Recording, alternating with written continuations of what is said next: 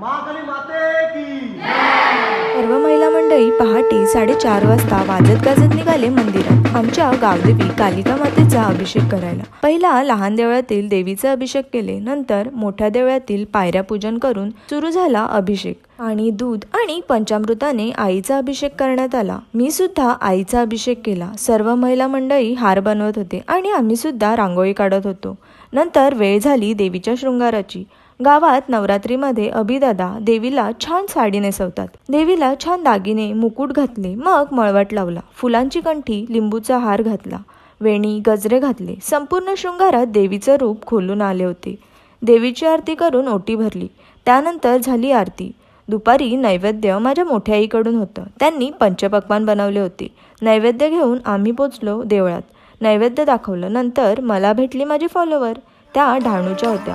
खूप छान वाटलं भेटून। नंतर त्या सर्वांनी